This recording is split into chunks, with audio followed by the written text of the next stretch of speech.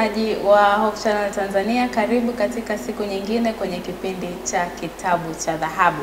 Kipindi hiki kinakupa nafasi ya kufahamu mambo mbalimbali yanayopatikana kwenye vitabu vyetu vya Roho ya Unabii.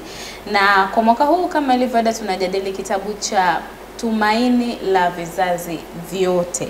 Siku hii ya leo tutakuwa na mada inayosema ubatizo na majaribu.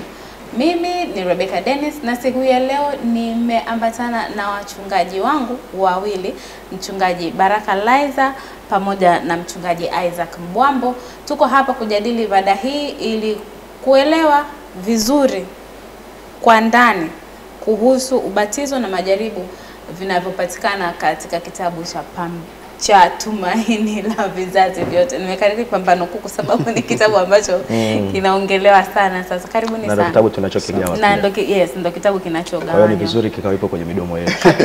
Kabisa. Karibuni sana. Asante sana. Kwenye kipindi chetu cha leo, mchungaji Isaac, tupatie ombi.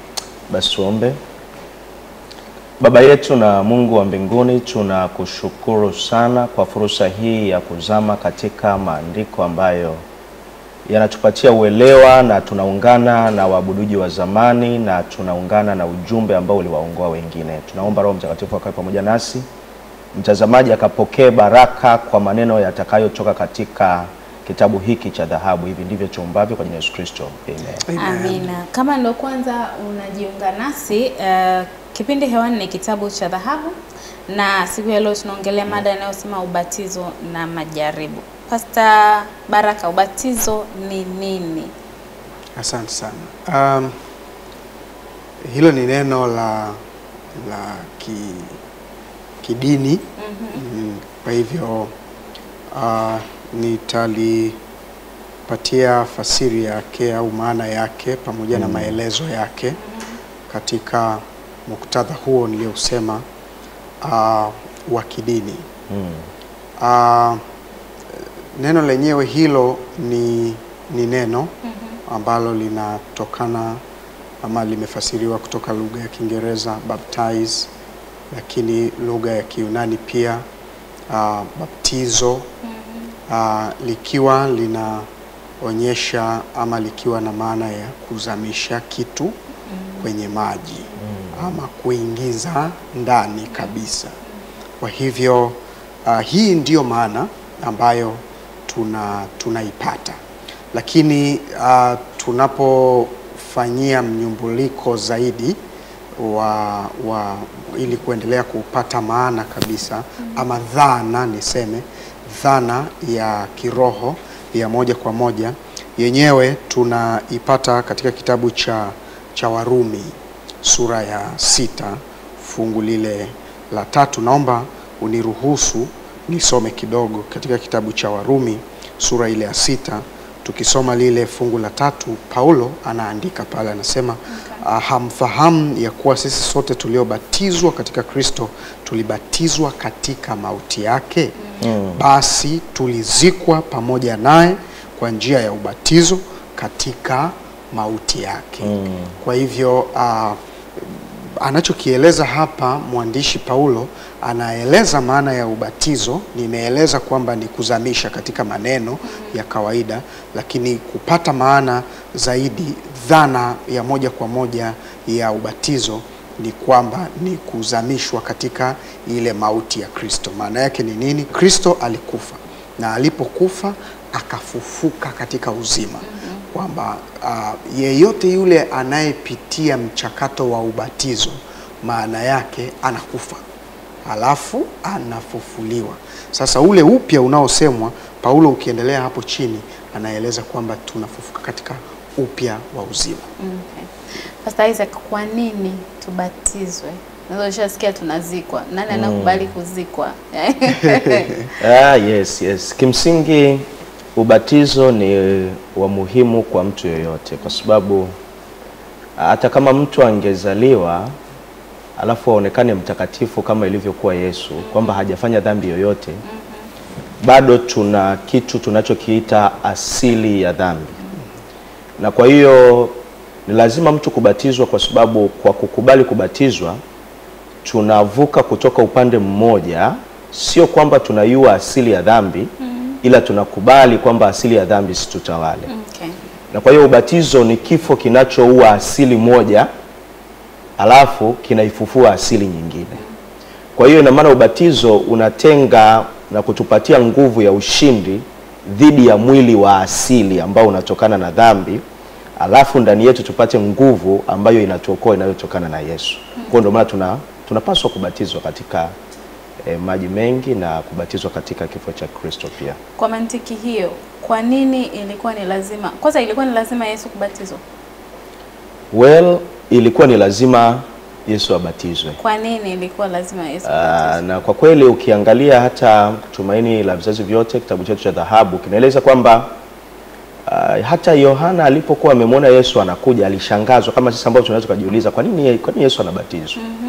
Lakini kwanza ilikuwa ni lazima abatizwe kwa sababu alikuwa anaonyesha mfano.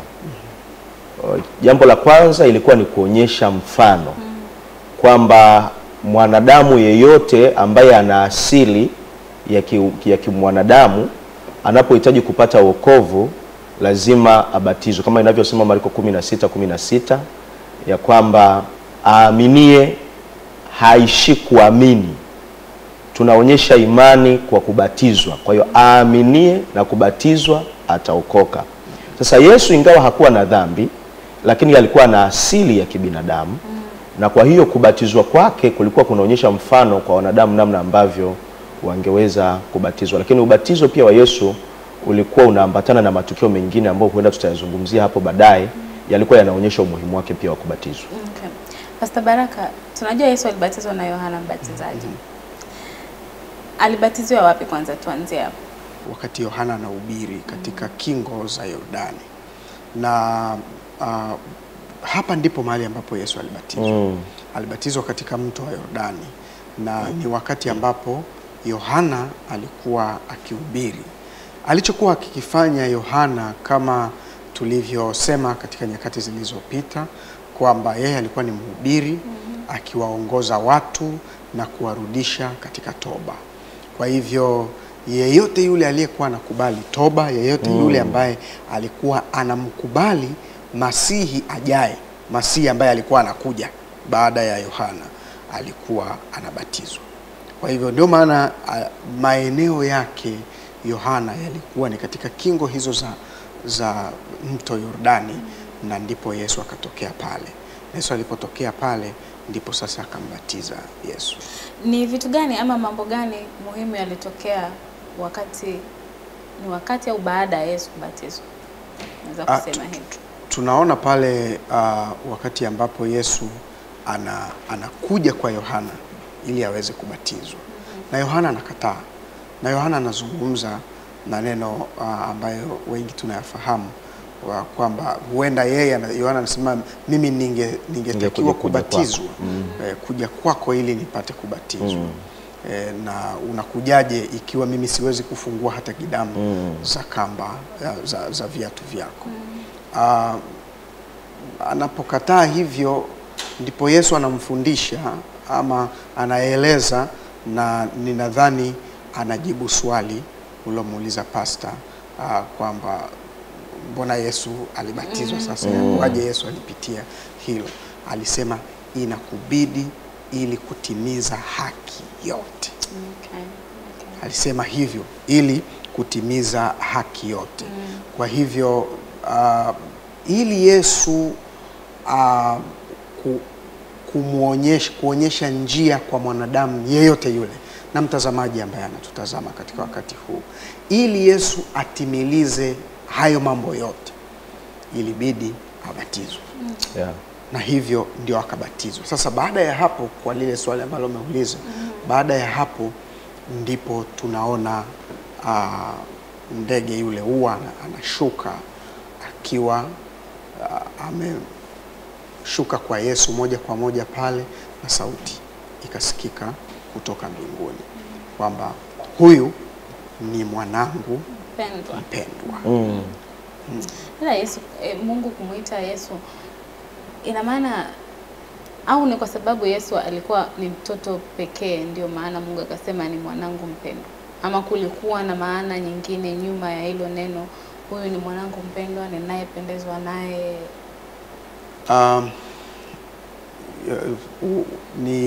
Tunaweza kuzungumza sana juu ya hilo tunapozungumza juu ya uwana wa Kristo, lakini tunafahamu tu kwamba ni kweli kwamba alikuwa ni mwana wa Mungu. Na katika umoja wa uungu Yesu Kristo anachukua nafasi ya mwana wa Mungu. Katika umoja wa uungu tunaye Mungu Baba, lakini katika umoja wa uungu pia yuko Mungu Roho Mtakatifu. Katika nafsi zote hizo tatu. Kwa hivyo yeye anakuwa ni mwana wa Mungu, na tunasema hivyo kwamba yeye ni mwana wa Mungu. Anakuwa hivyo kwa sababu hata hivyo ni mpendwa, mwana mpendwa wa Mungu, kwa sababu hata hivyo ni wa pekee. Yani ni mwanangu mpendwa, kwa maana nyingine mbingu zilikuwa na huyo tu ambaye anaweza kuingia katika ubinadamu. Hakuna yeyote mbinguni aliyekuwa anaweza kuingia katika ubinadamu. Lakini tunapozungumza pia juu ya mwana, inakuwa vyepesi kwetu kuelewa kwa sababu tunawana yani ni lugha ambayo inaweza kueleweka kwa mwanadamu. Kwa hivyo huyo pekee ndiye ambaye alikuwa anaweza kuja na kuvaa ubinadamu na kuishi katika mazingira ya binadamu. Kwa hivyo ndio maana anaitwa mpendwa. Mpendwa kwa maana ya kwamba kweli Mungu alikuwa akimpenda, lakini mpendwa pia kwa maana ya kwamba yeye ni mpendwa wa mbingu. Peke yake ndiye ambaye aliweza kuja kwa ajili ya wanadamu. Okay. Mchungaji Isaac. Yes. Roho wa Mungu alishuka kwa mfano wa hua. Au nimekosea? Uko sawa. Sasa je, mpaka hivi leo mtu anapobatizwa Roho Mtakatifu anashuka kwake, ama tayari unakuwa na Roho Mtakatifu hata kabla hujabatizwa? Asante sana. Ni swali zuri. Kwanza ni sema kitu fulani ambacho kilikuwa cha pekee katika ile sauti na ambapo Roho wa Mungu alishuka. Unajua wakati Pastor Baraka anapojaribu kuongea juu ya huyu mwana wa Mungu, unajua Yesu alikuwa anaenda kwenye njia ambayo ingekuwa tofauti na Wayahudi. Kimsingi angevunja yale mambo ambayo Wayahudi wanayapenda. Angepaswa kupita katika barabara ambayo ya mianzo ambayo walikuwa wamezoea tofauti. Na kwa hiyo lile tangazo ya kwamba huyu ni mwanangu mpendwa ninayependezwa naye lilikuwa lina nguvu kwa kumtambulisha kwamba hata baadaye mtakapomuona anaenda tofauti, mnapaswa tu kukumbuka ya kwamba nilimtambulisha mwanzoni. Yaani huyu ndio mwenyewe. Hata kama ninyi mtaona ya kwamba anafanya tofauti na kile ambacho ninyi mmekizoea, ila mwisho wa siku mkumbuke ya kwamba huyu ni mwanangu mpendwa na hayo anayoyafanya ninapendezwa naye. Na kwa kuwa Roho Mtakatifu alishuka kama ambavyo anashuka kwetu sisi tunapobatizwa, kimsingi Roho wa Mungu anashuka kwetu sisi kwa ajili ya kumwakilisha Mwokozi katika maisha yetu. Na kwa hiyo utagundua kwamba tunapobatizwa na kukiri kutembea na Kristo ambaye sasa ni Bwana, kwa maana ya kwamba anatawala, na kusema kwamba anatawala ni kuonyesha ya kwamba ni mtawala katika kiti cha enzi na ametukuzwa katika maisha ya mwanadamu huyu. Ndio maana Roho Mtakatifu anakuja ili auingize ufalme wa Mungu katika maisha ya huyu mtu aliyeamini. Na ndio maana wakati ule wa wanafunzi, Yesu alipokuwa amefariki akafufuka, na alipokuwepo nao, Biblia inasema Roho Mtakatifu alikuwa hajaja bado. Ila baada ya siku 50 anaketi kwenye kiti cha enzi, na anapoketi kwenye kiti cha enzi anatawazwa mbinguni na kuonyesha ya kwamba Mungu amempatia mwanae mpendwa ufalme. Baada ya siku 50 Roho Mtakatifu anafanya nini? Anashuka ili kuendeleza ufalme wa Mungu kupitia Kristo, kama alivyosema huyo Roho Mtakatifu atakapokuja atayachukua yaliyo yangu, alafu atawapasha ninyi habari. Kwa hiyo ubatizo, kwa nini ubatizo kwanza ndio Roho Mtakatifu ashuke? Kwa sababu ubatizo tumesha kataa ufalme wa shetani. na tumeshaonyesha imani ya kuungana na ufalme wa Yesu. Na kwa hiyo Yesu anasema sasa, kama ninyi ni watoto wa ufalme, lazima kuwe na muunganiko wa ufalme wa Mungu unaopaswa kukaa ndani yenu. Unakujaje? Lazima Roho Mtakatifu ashuke. Kwa hiyo kimsingi Roho Mtakatifu anapokelewa mara baada ya kukiri, lakini pia Roho Mtakatifu anaendelea kumwagwa na kuongezwa kwa kadiri maisha ya mwanadamu yanavyoonekana kuwa na utakaso na kukubaliana kukaa katika ufalme wa Mungu. Okay. Kwa hiyo inamaanisha kwamba kile kitendo cha kile kitendo cha ile sauti ya Mungu kusema huyu mwanangu mpendwa ninayependezwa naye, ilikuwa ni utambulisho wa Mungu kwa wanadamu kwamba Yesu chochote atakachofanya yuko sawa, na kwamba huyu ndo niliyemtuma. Kwa hiyo inarudisha nyuma kwa wale waliokuwa wanakataa kwamba sio Masihi, kwamba kweli huyu ni Masihi. Ya, na hapo unajua Yesu wakati alipokuwa amekuja ni kana kwamba alikuja kwenye umbo la kibinadamu, na shetani alishangazwa. Na kwa kuwa alijua ya kwamba amekuja duniani akavaa asili ya dhambi. Unaiona kidogo, yani Mungu asiyetenda dhambi amekuja amevaa mwili wenye asili ya dhambi. Na kwa hiyo shetani alikuwa ameanza kumuonyesha na kutengeneza hofu ya kwamba utatengwa na baba yako, kwa sababu katika kuja kwenye ulimwengu wa dhambi Mungu hapatani na dhambi. Na wewe uko kwenye ulimwengu wa dhambi na umebeba mwili wa dhambi. Na kwa hiyo kinachoonekana hapa ni kwamba baba yako amekutenga, na kwa hiyo wewe utabaki katika ulimwengu wa dhambi. Kwa hiyo kama njia ya kutia moyo kumtia moyo Kristo katika utume wake kwamba bado tuko pamoja, usikate tamaa, anatoa utambulisho huo unaompa udhihirisho. Na kimsingi utakumbuka hii sauti baadaye inamsaidia kushinda majaribu, kwa sababu anapohitajika ya kwamba ajithibitishe yeye ni mwana wa Mungu, alisema hakuna haja, Mungu alishanitambulisha kwa sauti iliyosikika na watu wote. Hata kama sitafanya kitu cha kutambulisha, nina uhakika kutoka mbinguni, nina uhakika baada ya kuzaliwa, nina uhakika kwa sauti iliyonitambulisha kutoka mbinguni, na na uhakika kwa Roho Mtakatifu aliposhuka. Pastor Baraka, karibu. Lakini hapo pia sauti inayosema huyu ni mwanangu mpendwa ni sauti vile vile kwa ajili ya yeyote yule anayepita katika hatua ya ubatizo. Yes. Ni sauti ambayo Mungu huisema kwa yeyote ambaye anapitia katika hatua hiyo ya ubatizo. Wale ambao wana mashaka na wanadhani ya kwamba sasa itakuwaje baada ya hatua hiyo, wajue kabisa kwamba Mungu anawaweka alama wanapokuwa wamepita katika hatua hiyo, kwamba huyu ni mwanangu mpendwa. Lakini kuna tukio lingine lile ambalo yule huwa alikuja na akawa karibu na Yesu pale, na ndipo hiyo sauti ikasikika ikiwa na maana ya Roho Mtakatifu kwa yeyote yule ambaye yule huwa akiwa anamaanisha ama akiwa amesymbolize Roho Mtakatifu katika maisha ya Yesu.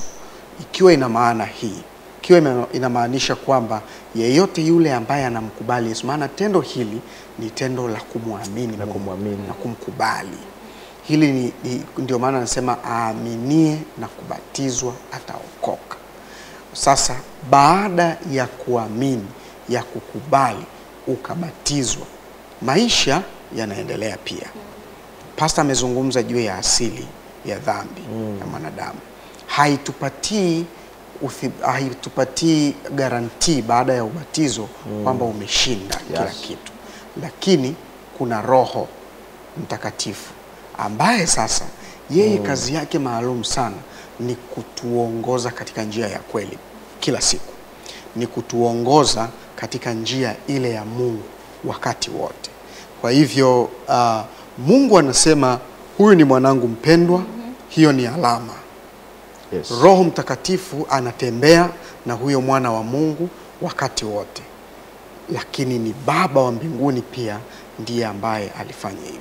Kwa jambo la msingi sana mtazamaji ambalo anapaswa kulielewa na kulifahamu katika wakati huu ni kwamba hata kama wakati fulani mtazamaji umekuwa na mashaka juu ya hatua hii ya ubatizo, umesitasita juu ya hatua hii ya ubatizo, ni kuhakikishie kwamba sauti ya Mungu iko tu wakati fulani kusubiri upite katika hatua hiyo ili iseme ya kwamba huyu ni mwanangu mpendwa. Hapo hapo tumeongea kuhusu swala la kwamba ukibatizwa sio garantii kwamba hautatenda dhambi. Siku hizi naweza kusema mtu anaishi maisha yake akimkubali Yesu anabatizwa. Je, ni lazima uwe mtenda dhambi ili ubatizwe? Maana tunaona Yesu hakutenda dhambi lakini alibatizwa. Kwa hiyo na sisi kwetu leo kuna mtu anaweza kubatizwa pasipo kwamba ametenda dhambi. Sasa yani anabatizwa tu kwamba nimemkubali Yesu, nimebatizwa, lakini maishani mwake hajawahi kutenda dhambi. Kama ulimsikiliza pastor mwanzoni, alizungumza kwamba ile asili. Shida ni asili ya dhambi. Asili ya dhambi. Daudi anasema ya kwamba mimba yangu ilitungwa hatiani. Kwamba hakuna hata mmoja ambaye bila Kristo anaweza kusimama na kukubalika mbele za Mungu. Hayupo. Ni lazima tupitie kwa Kristo. Kwa hivyo sasa hatua zote hizi za wokovu tunazozipata kutoka kwa Mwokozi ndio zinatufanya kustahili mbele za Mungu. Na hakuna mwanadamu ambaye anaweza kuivuka hatua hata moja. Yeyote yule ambaye anamhitaji Mungu, yeyote yule ambaye anatamani kuokolewa, ni lazima apite katika hatua hizo. Ni lazima apite katika hatua zote hizo. Kwa hiyo hakuna ambaye leo hii anaweza kusimama na kusema ya kwamba sina dhambi, kwa hiyo nisibatizwe. Wakati tu mwanadamu mimba yake ilipotungwa, alizaliwa hatiani. So kwa sababu tuko kwenye dunia ambayo tunaishi kwa sababu ya asili ya dhambi, ni lazima tubatizwe ili, na ni lazima tuelewe hili, naomba niliweke sawa. Ni lazima tuelewe hili kwamba katika hatua hii sasa ya ubatizo, ni lazima tuelewe ya kwamba ni lazima kuamini. Yeyote yule mwenye hitaji la kuamini ataona hitaji la kubatizwa. Kuna wengine wanabatizwa hawajaamini. Kuna wengine wanabatizwa hawajaamini kwa sababu hawajaelewa. Hawajaelewa bado. Kwa maana hii, yani namaanisha kwamba hawajawa na uelewa. Mungu anashughulika na akili zetu. Ili uamini lazima uwe na akili timamu. Huwezi ukabatizwa ukiwa mdogo, ukiwa mtoto mchanga. Na ubatizo wa mtoto mchanga unakuwa unbiblical, unakuwa sio ubatizo wa kibiblia. Kwa nini? Kwa sababu tu Mungu anashughulika na akili, na kwa sababu Mungu anashughulika na akili lazima uamini kwa kuelewa kwa akili zako vizuri. Ndio maana nasema mtu ambaye anaamini ataona hitaji la kubatizwa. Unaona yule Mkushi. Ndio Mkushi yule aliyebatizwa. Alimwambiaje Filipo? Ni Filipo. Yes. Alimwambiaje Filipo? Baada ya Filipo kuzungumza naye akamwambia nifanyeje? Kwamba kuna nafasi tu baada ya kumfahamu Yesu. Kuna nafasi huwa inabaki. Kuna vacuum ambayo huwa inakuwepo ya kujiuliza kwamba sasa nifanyeje? Ndipo Mungu anatuongoza kwenye hiyo hatua. Mchungaji, umesemea kitu hapa kuhusu kubatizwa kupata ushirika. Hiyo inakuwaje? Yes. Ya unajua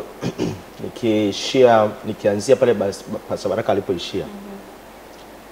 Ubatizo natamani tujaribu kuona kile hasa Yesu alichokifanya na jinsi sisi ambao tunaweza tukaenda tofauti.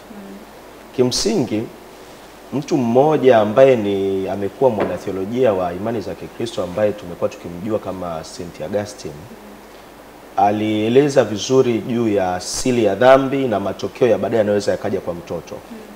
Na akapendekeza kwamba kimsingi mtoto mdogo anapaswa kubatizwa ili aondoe asili ya dhambi. Yaani alitengeneza akisema ni kama vile na iko wazi kwamba mtoto mdogo hajajua dhambi, na hata sisi tubatizwa watoto wadogo kwa sababu kama alivyosema Pastor Baraka hawaamini. Lakini sasa kitu cha ajabu ni hiki, ukimpa mtoto mdogo pipi tayari ana uwezo wa kumnyima mwenzake. Akichukizwa na mwenzake anainua mkono anampiga. Ana uwezo wa yani unaweza ukaweka tu muziki hapo ukakakuta katoto akuja kafundisha kucheza from within, kutoka ndani tu kana dance kenyewe, na unaona kabisa haka tayari kuna vitu ndani yake ambako. Kwa hiyo sasa kama alivyosema tunazaliwa katika hiyo asili. Sasa yule mwanatheolojia akawa amejaribu kueleza kwamba tunajikuta ni kama vile mizani. Unaenda dukani kununua sukari, alafu unakuta jiwe la kilo 1 limeshaekwa, kwa hiyo mizani imelemea upande mmoja. Alafu sasa unaambiwa hebu ifanye hiyo mizani ibalance, uamue kwa wakati, kwa mapendeleo yako kumpenda Yesu ama kuchagua. Ikimaanisha nini? Tumezaliwa ndani yetu tukiwa tuna asili ya dhambi. Na kwa hiyo kwa sababu tuna asili ya dhambi, tunapenda mambo maovu na yanatutawala. Na kwa hiyo inakuwa ni vigumu kwetu kupenda mambo ya kiroho na kumchagua Yesu. Na sasa ubatizo unakuja kama suluhisho ya nguvu ya Mungu inayokaribishwa kuondoa lile jiwe, kuondoa ule utawala wa mwovu shetani, kuondoa ile nguvu ya asili inayotutawala, ili sasa nguvu ya Mungu ifanye kazi. Ndivyo alipokuwa anasema St. Augustine. Kwa hiyo akasema ili watoto wadogo tusiwacheleweshe sana, yani mpaka mtu ameenda disco, kama ameshatenda dhambi sana, afu bado unamwambia mchague Yesu, tutakuwa tumechelewa mpaka we mtu mzima. Kwa hiyo akasema kwamba tuwabatize wakiwa wadogo. Unaelewa sasa alipoanza, tuwabatize wakiwa wadogo ili tuiondoe ile dhambi mapema kuanzia wakiwa mdogo. Kuanzia wakiwa wadogo, ili wakiwa watu wakubwa tayari kimsingi watakuwa na uwezo kumchagua Yesu. Lakini bado maandiko yanatuambia ya kwamba hawa wanapaswa wafundishwe ili waweze kuamini, kwa sababu ubatizo ni kitendo cha imani. Na Biblia inasema katika kitabu cha Yohana 6 na ule mstari wa 66 ya kwamba mwili haufai kitu, bali roho ndiyo iletayo uzima. Maneno haya ninayowaambia ni roho tena ni uzima. Akiwa anamaanisha ya kwamba kwa watu kuamini neno la Mungu, utakaso wa ile dhambi unaanza kwa imani. Maneno.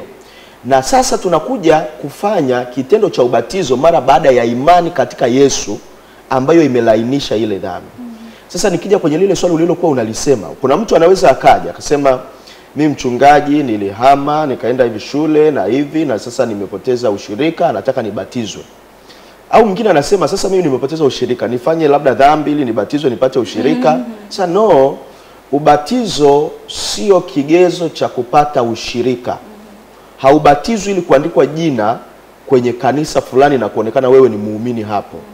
Ila unabatizwa ili kujiunga katika ufalme wa Mungu. Na kwa hiyo mimi ningetumia hii nafasi kumwambia mtazamaji ya kwamba kwanza ubatizo sio kitendo cha kukurupuka. Ni kitendo cha kuamini. Ni kitendo cha kuelewa kazi ya ubatizo. Ni kitendo cha kukubali nguvu ya Mungu inayotawala maisha na kuipokea, na tunathibitisha kwa ubatizo. Kwa kinyume chake sasa, mimi nimekuja na ninasema mimi ninataka niwe kwenye imani yako kwa sababu kimsingi nimeona kuna binti yuko hapo nataka nifungiwe ndoa, na unajua mambo ni mengi mjini hapo. Umeona bwana? Kwa mtu anasema mimi nataka niwe kwenye imani yako, kwa hiyo ninabatizwa na kimsingi jina litaandikwa. Nimewahi kukutana na watu wa namna hiyo. Kimsingi huyu mtu anaweza kuwa aliingia kwenye maji ya ubatizo na mikono ya mchungaji ilimzamisha, ila maana ya ubatizo lazima ianzie na imani. Tubuni mkabatizwe.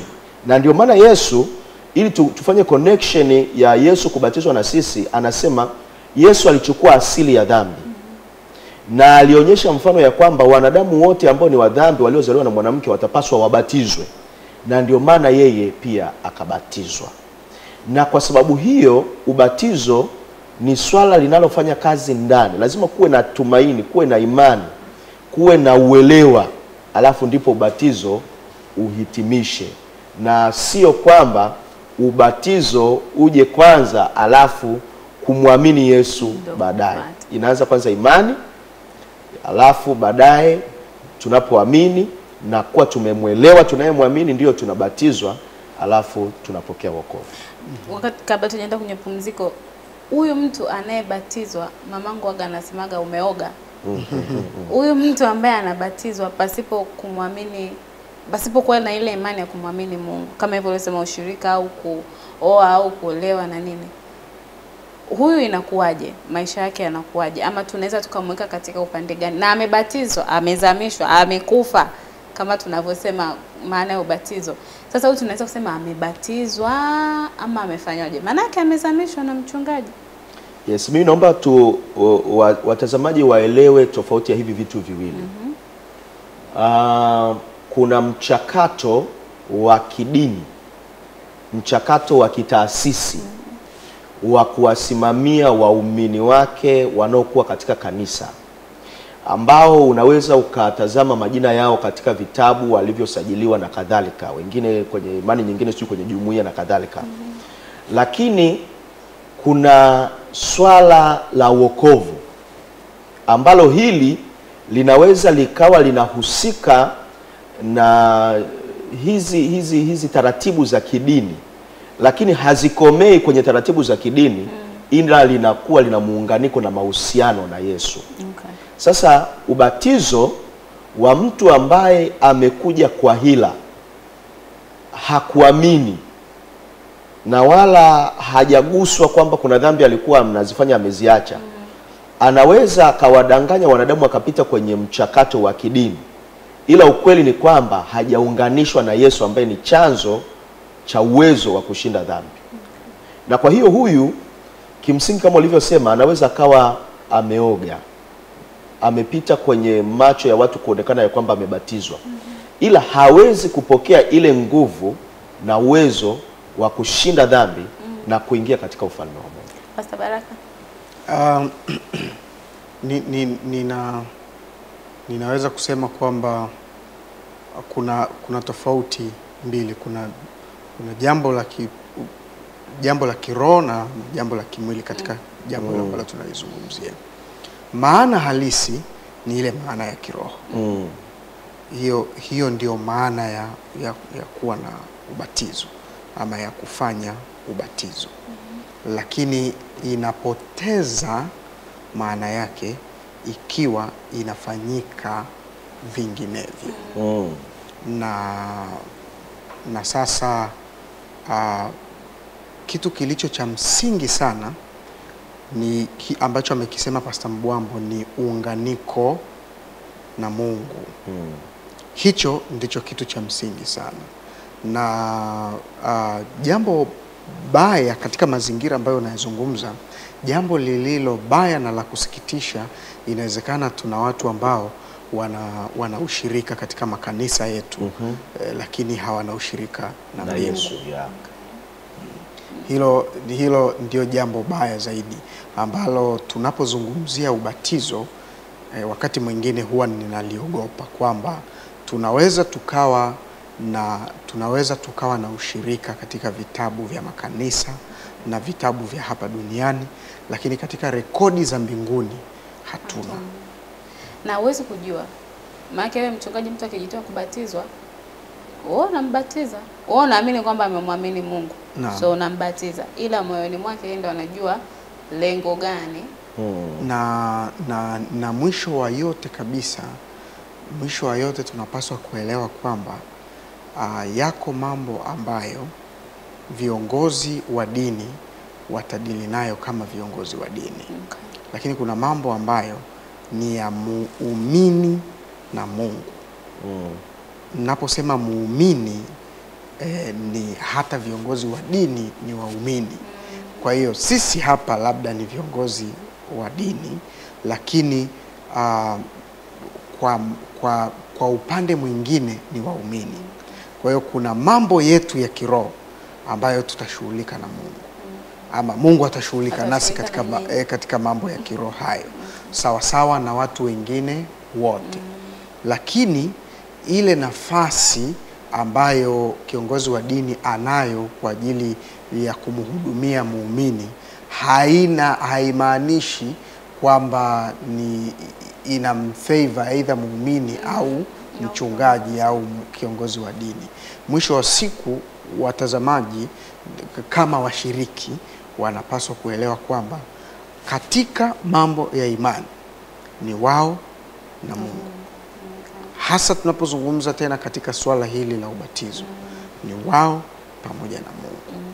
Na ndio maana Biblia iko, maneno ya Yesu yapo clear sana, anayeamini. Na hilo neno kwamba anayeamini ni neno linaloshughulika sana, narudia tena, ni neno linaloshughulika sana na roho, linaloshughulika sana na moyo. Ninapozungumza moyo, ninamaanisha akili. Upambanuaji wa kile unachokiamini. Yesu ndicho anachokitaka, Mungu ndicho anachokitaka. Upambanue kile ambacho unataka kukiamini. Mungu hamlazimishi mtu. Ikiwa Mungu angekuwa anatulazimisha, basi angali tuchukua tu sisi watoto wake akatufunga kamba ili tusiingie kwenye mambo fulani ya dhambi, tusiende kwenye vitu fulani, angekuwa anatufunga kamba. Yeye hatulazimishi. Anatupatia uhuru, lakini uhuru ambao anahitaji sisi tumuamini yeye. Yaani tumuamini, lakini wala hakuna mahali popote ambapo anataka kutufunga. Asante sana. Mtazamaji wa Hope Channel Tanzania, tunaendelea na kipindi chetu, na kipindi hewani ni Kitabu cha Dhahabu. Siku ya leo tuna mada inayosema ubatizo na majaribu. Mimi ni Rebecca Dennis, niko na mchungaji Isaac Mbwambo, niko pia na mchungaji Baraka Laiza, tukijadili mada hii katika kitabu chetu cha Tumaini la Vizazi Vyote. Tunaenda kwenye pumziko kidogo, tutarejea. Karibu.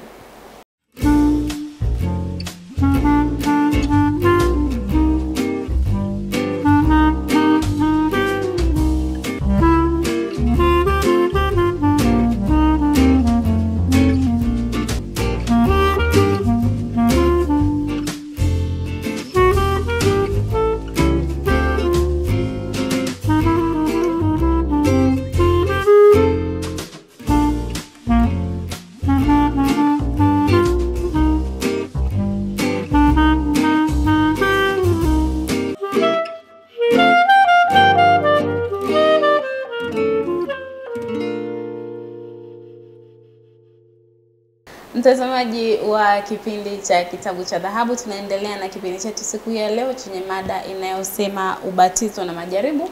Tumeanza kipindi chetu, kama ndio kwanza unajiunga, tumeshaongelea swala zima la ubatizo, na hivi sasa tunaenda kuingia kwenye upande wa pili wa majaribu katika kitabu hiki cha Tumaini la Vizazi Vyote. Upo nami Rebecca Dennis, leo nikiwa na mchungaji Isaac Mbwambo pamoja na mchungaji Baraka Laiza.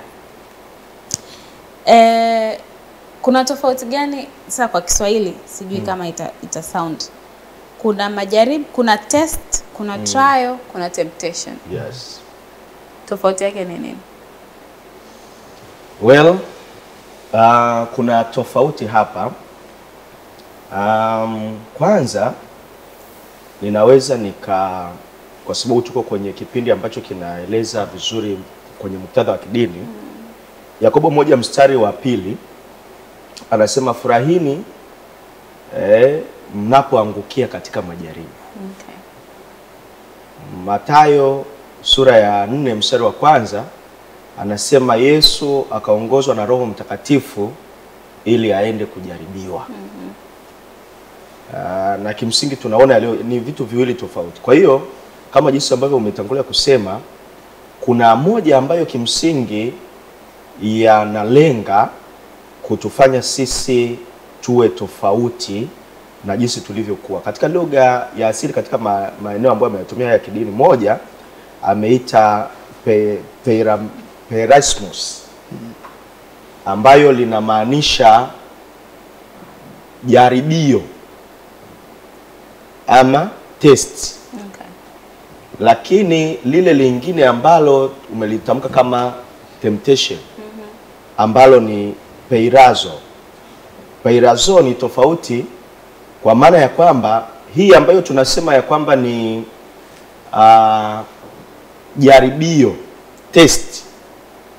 Mungu akisha kuwa ametutengeneza watoto wake. Unajua mwalimu, raha ya mwalimu sio mtoto kufeli, lakini ni lazima umpelekee mtihani ili umupgrade. Kwa maana ya kwamba kama hakuna mtihani, hakuna kumkweza, hauwezi ukamuuplift, hauwezi ukaonyesha ya kwamba kuna utofauti. Kwa hiyo moja, Mungu anaruhusu yaje kwetu ili tuweze kuinuliwa, lakini la pili, hii ni mbinu ya shetani kutufanya tuondoke katika imani. Yes, kwa hiyo ndio tofauti yake katika maneno haya mawili. Sasa kwa muktadha wa somo la leo, Mchungaji Baraka, ni nini Yesu alipitia? Alipitia temptation, alipitia test, ama alipitia trial? Asante sana. Kwa kile ambacho pastor amejaribu kukieleza hapo, nikiendelea kidogo kutokea hapo juu ya test na temptation. Yote tunapaswa kujua hivi, yote yana kusudio, ama naweza kusema yote yanatakiwa kutuinua kutoka mahali fulani kwenda sehemu nyingine, ama yanakusudio tuyashinde. Yale yanayokuja kwa njia ya shetani yanapaswa tuyashinde.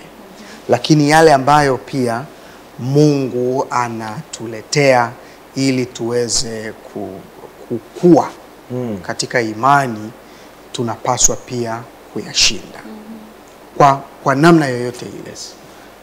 Nitatoa tu mfano kidogo, ni ule ambao Mungu anamwambia, kabla sijaja kwa Yesu, lakini ni ule ambao Mungu anamwambia Ibrahim amtoe mtoto wake. Hivi ile ilikuwa test ama ilikuwa nini? Maana sasa ni jaribio. Okay. Ni test. Okay. Kwa nini? Unaona kabisa kwamba ndio kile ambacho amekisema pastor. Unaona kabisa kwamba Mungu anamwambia afanye hivyo ili nini? Ili amkuze. Kwa sababu ni kweli baada ya kushinda lile jaribu, tunakumbuka kwamba Ibrahimu anaambiwa atoke kwao. Akatoka. Mungu akambariki. Akaambiwa tena amtoe mtoto wake. Sasa hilo ndo lilikuwa jaribu tena lingine. Akafanya hivyo.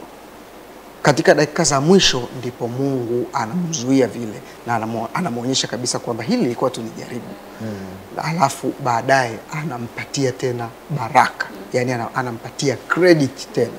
Ndio sawa na kwamba mwalimu, pastor ameeleza, mwalimu anapotoa jaribio, anapotoa test kwa wanafunzi. Pastor ameeleza katika namna njema, lakini wakati mwingine walimu wengine wanatoa majaribio kwa ajili ya kukomesha, lakini anatoa test kwa ajili ya kurelax, kupata muda wa kurelax kidogo katika wakati huo. Lakini Mungu anatupatia jaribu, lakini wakati mwingine tuna reference za kushinda hayo majaribu. Mungu alimwambia Kaini, dhambi inakuotea. Iko mlangoni, lakini inakupasa uishinde. Kwa hiyo kuna watu ambao Mungu anawaonya kabisa kwamba kitu fulani kinakuja. Kabisa. Yaani Mungu na huwa kawaida ya Mungu huwa ni hivyo. Hata hivyo ndivyo inavyokuwa. Hakuna chochote ambacho kitakuja mbele yako ambacho Mungu hajakuonya. Okay. Vyote ambavyo huwa vinakuja Mungu ametuonya kwavyo. Pastor Baraka amesema, mimi nataka kujua kitu, which is worse? Test, temptation ama trial? Yani ambacho ni unthinkable. Kipi? Alafu hapo shetani anakuletea kitu kulingana na wewe ulivyo, ama anakuletea kitu ili kujua wewe uko kwa namna gani, hasa kwenye hii topic ya temptations? Asante. Kibaya zaidi ni temptation. Okay. Kwanza unajaribu kuangalia, natamani haya maneno uyafikiri vizuri. Roho Mtakatifu akamuongoza Yesu nyikani ili akajaribiwe. Roho ya unabii nasema Yesu hakujipeleka kwenye maeneo ya majaribu mwenyewe, bali aliongozwa na Roho. Kwanza, hatupaswi kujiweka kwenye uwanja wa majaribu ili tushinde. Ingawa kama ni testi, tukishinda tunapandishwa, tunaonyesha imani yetu imekomaa, tunaonyesha ya kwamba ni wakomavu. Mtu mmoja, Martin Luther Jr. aliwahi kusema yako mambo matatu yanamtengeneza Mkristo: ni maombi, tafakari na majaribu. Kwamba majaribu ni sehemu ya kutukuza. Lakini sasa na swali la pili, shetani anatuletea ili aone jinsi tulivyo ama inakuwaje? Kimsingi iko hivi, shetani anatufuata wakati tukiwa katika hali ya ubinadamu tuliochoka, tuliokata tamaa. Sio kwamba anatutaka atuone jinsi tulivyo, ila anatuona jinsi tulivyo ndio anatuletea majaribu. Anaangalia kwa makini vile tulivyo. Kwa mfano kama Yesu amekaa siku 40 ana njaa, na anasema alipokuja, sasa ni temptation, na naomba nisisitize kwamba ni temptation kwa Yesu. Kwa sababu gani? Kumbuka Yesu alisema hivi, shetani mbinguni alisema sheria ya Mungu ni ngumu, haiwezekani kiumbe yoyote kuitii. Na Yesu anaruhusiwa kuja hapa kwa sababu shetani alipokuja hivyo akapendekeza kwa mwanadamu, akaonekana ameshinda, amekuwa mtawala wa ulimwengu. Sasa Yesu anapokuja duniani anataka kumprove wrong, anataka kuonyesha shetani alichokisema si kweli. Kuna uwezekano wa kuitii sheria ya Mungu katika mazingira magumu. Sasa shetani anamwangalia Yesu siku ya kwanza ya kufunga haji, ya pili wala ya ngapi. Anapokuwa amechoka baada ya siku 40, ana njaa, ana ubinadamu wake umechoka. Anamwacha Yesu afike mpaka mahali ambako kuna mawe yanayofanana na mikate. Alafu anamwambia, kama wewe ni mwana wa Mungu, badilisha haya mawe. Yaani tumia nguvu yako ya kiungu kujiinua nafsi yako ama kujifanyia. Sasa hapa ninaona ya kwamba cha kwanza shetani alisubiri mpaka Yesu achoke. Na alipokuja, alikuja kama jibu la maombi la Yesu. Alikuja kama malaika wa nuru kumwambia, Baba ameshasikia maombi yako, na sasa usiendelee tena kufunga, na kwa hiyo unachotakiwa kukifanya. Yesu akaanza kushtuka tu yale maneno, ikiwa wewe ni mwana wa Mungu.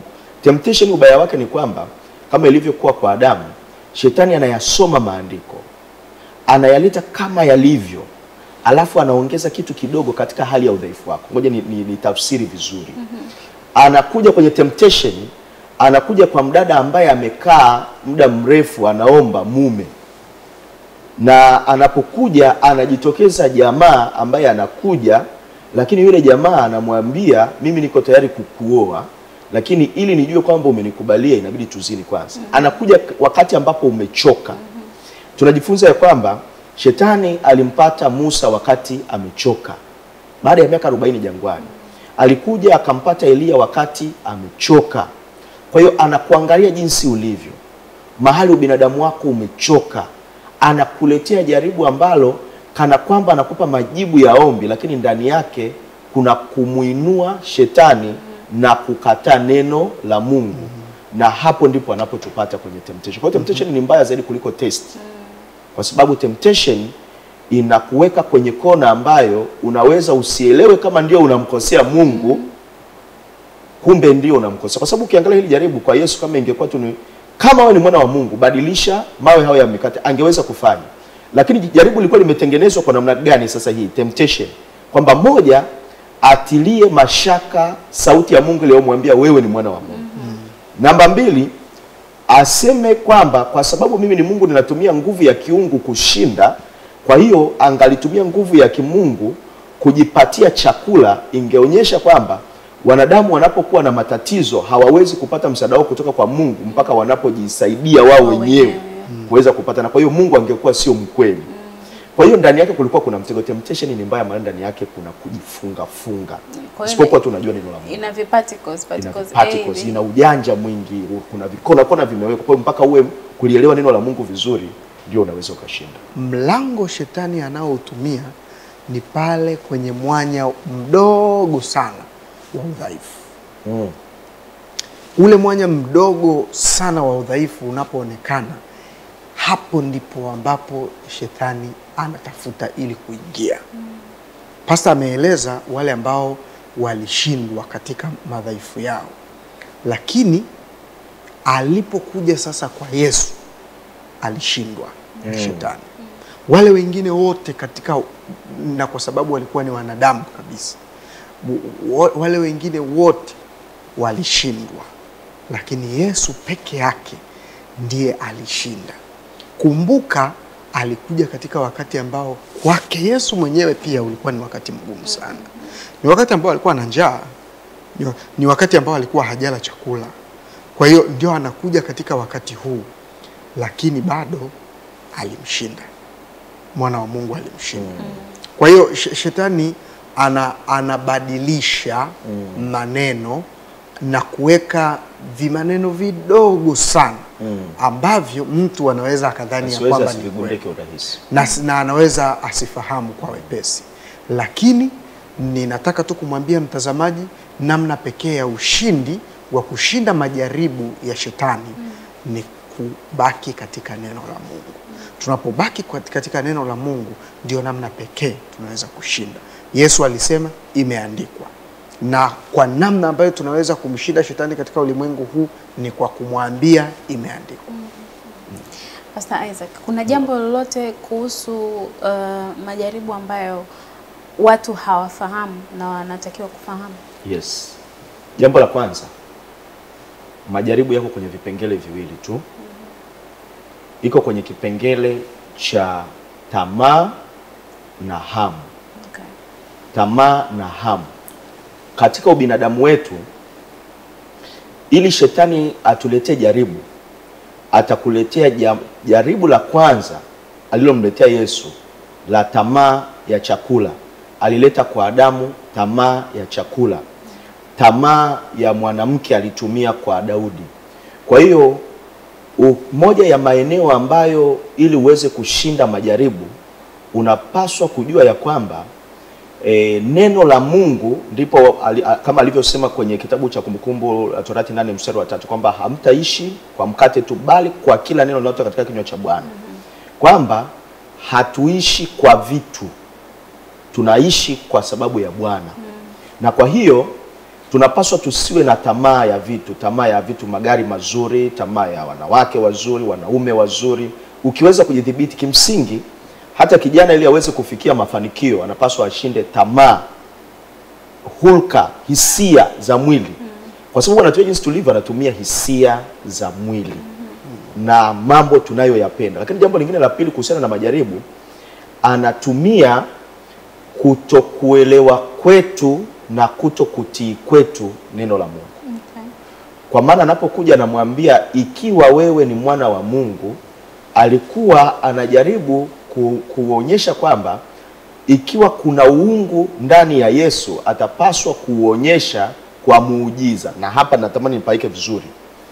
Uwepo wa Mungu hauonyeshwi kwa muujiza. Uwepo wa Mungu unaonyeshwa kwa kutii, hivi ndivyo asemavyo Bwana. Muujiza mkubwa kuliko wote ni kuishi kwa hivi ndivyo asemavyo Bwana, na sio kutenda muujiza. Na kwa sababu shetani anajua kwamba kwenye jaribu anawalenga watu kwenye kutokuelewa neno na kutokulitii, ndio maana dunia yote leo inaamini ya kwamba mtu anayefanya muujiza ndani yake kuna Mungu. Wanafanya kama shetani, ikiwa kweli Mungu upo niponye. Unamlazimisha. Yes. Yaani kwamba Mungu ataonekana kwamba ni Mungu akiwa ameniponya ugonjwa. Isipokuwa tunapaswa kuishi kwa neno ya kwamba Mungu anastahili kuabudiwa na yupo hata asiponiponya. Kwa hiyo tunapaswa kulielewa neno na kulitii, na sio kufanya muujiza kigezo cha kutambua hapa ndipo Mungu yupo. Pastor Baraka, tunapomlazimisha Mungu tunakuwa sawa? Manake alisema ombeni nanyi mtapewa. Tunaomba. Nifanyie hili. Ninalihitaji hili. Ninalitaka hili. Kuna mahali tunakosea tukifanya hivyo? Tunaposema ombeni nanyi mtapewa, Biblia inaposema hivyo inakamilika pia inaposema kwamba tuombe kwa mapenzi yake. Okay. Kwa hiyo hatupaswi kusahau mapenzi ya Mungu. Tunaomba na yeye yuko radhi kutupatia. Na unajua Mungu wetu hatupatii kile tunachokitaka, anatupatia kile tunachokihitaji. Mungu yeye hutoa mahitaji, sio matakwa yetu. Na unajua kile unachokihitaji ni bora kuliko unachokitaka wewe Rebeka. Yani unachokitaka wewe kwa upeo wa kibinadamu unaweza ukaona unakitaka kinafaa sana.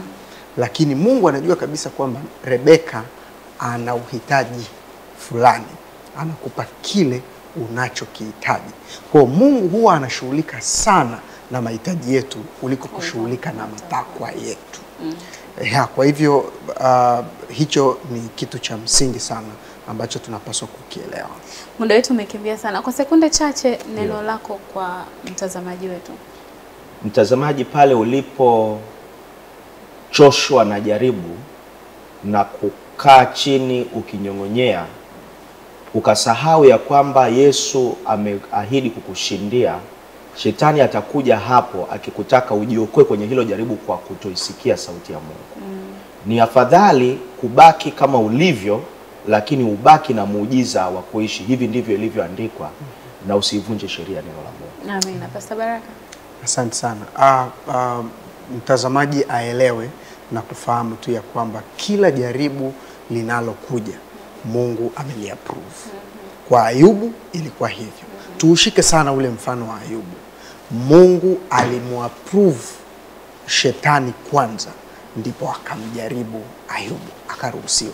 Kwa hivyo lolote linalokuja, hata kama unaona ni kubwa kiasi gani, liruhusu tu lije, maana Bwana ameliapprove. Majaribu yanahitaji approval kutoka kwa Mungu. Mungu ana approve majaribu, ndipo yanakuja. Na ndio maana ametoa mlango pia wa kutokea. Kwa namna hiyo Mungu ana approve majaribu mengine ambayo ni mazito sana. Lakini yote anaruhusu ili tuweze kutoka.